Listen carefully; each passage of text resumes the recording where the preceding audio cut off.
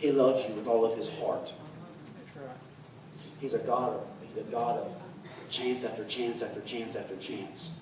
And there's those of you in this room that have, because you felt like you were not heard, you have said that you don't want any part of it.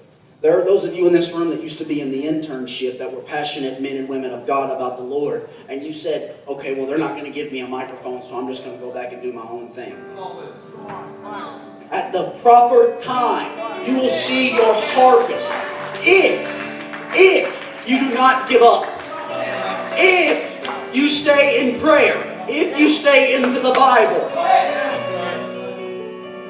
Those of you that have said, okay, well, I feel like there's no forgiveness for what I've done, so if there's no forgiveness, why am I just going to keep trying?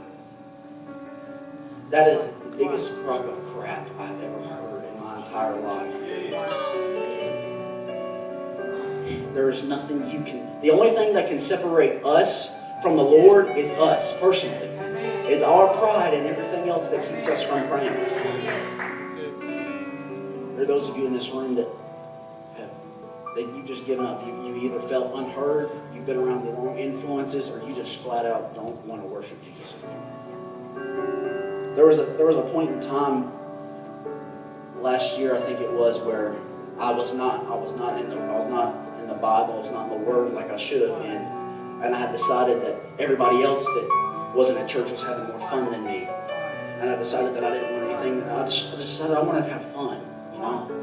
Let me tell you something. There's nothing fun about being bound. There's nothing fun about sin. It may be fun now. There's nothing fun about it.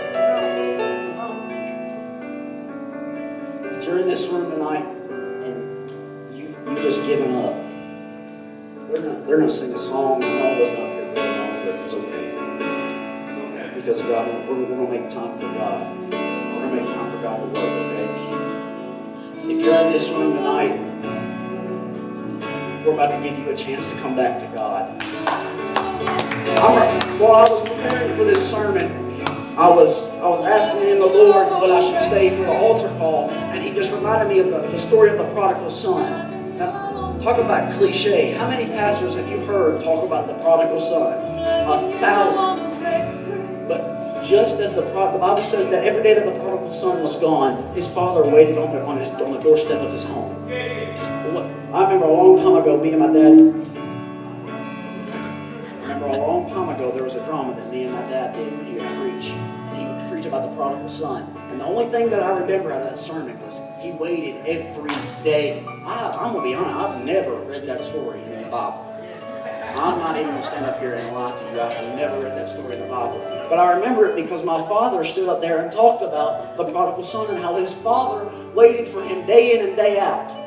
This sounds cliche, but your father is waiting at the doorstep right now. And the Bible says that when the prodigal son did come home, the father didn't look at him and say, well, you smell like the pigs, you're going to have to go take a shower. He looked at him and he gave him a hug and he kissed him on his cheek. He put a ring on his finger and his shoes on his feet. There's a different kind of grace that's at this altar tonight. There's something different that the Lord wants to impart to those of you that have given up. I don't care if you've given up once or twice or 1,000 times. He's a God of chance after chance after chance.